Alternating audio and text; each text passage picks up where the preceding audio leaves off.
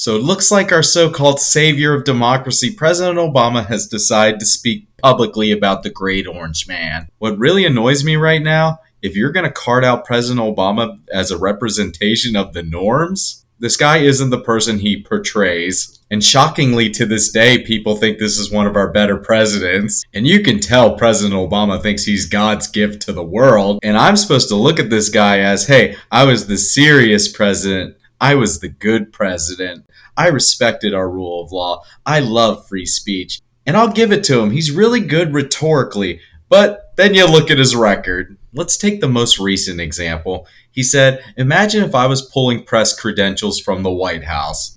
And if you follow the news, you know the APs had their credentials pulled by the Trump administration because they refused to call the Gulf of Mexico the Gulf of America. Now, I agree that is petty. Now let's talk about President Obama's record when it comes to this. President Obama took over 20 AP reporters' cell phones without notice as a part of an investigation.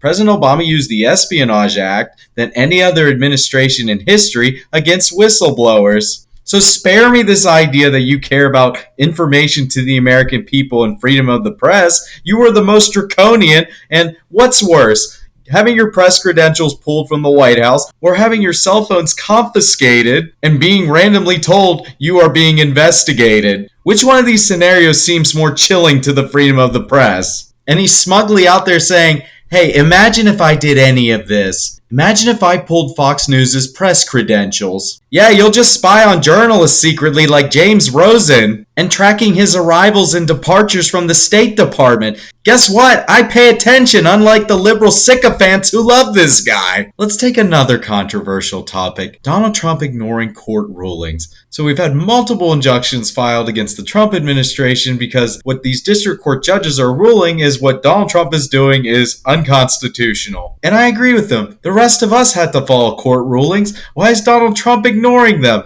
Oh, President Obama wouldn't ignore court rulings, would he? Oh, that's right, he settled a bunch of Syrians in Texas defying a court directive. But I know, it's only bad when Donald Trump ignores the courts. Oh, we just had a bunch of federal district court judges say you can't just spy on American citizens without a warrant. Guess what President Obama did? He went to the secret courts in order to continue spying on American citizens. He also used those very same courts when it came to assassinating American citizens. And Eric Holder went out there and said, due process isn't necessarily judicial review. That is absolute garbage. So are you really surprised that we had President Obama push the bounds of executive authority? We had George Bush, where all this bullshit started, push the bounds of executive authority. Well, this is the logical conclusion. The only difference is now with President Trump, it's overt, it's out in the open, it's more honest, versus you have the ultimate curator of the security state, which is President Obama, who comes out there and tries to represent, hey, don't you guys just miss a normal person like me? You're just the other side of the coin, buddy.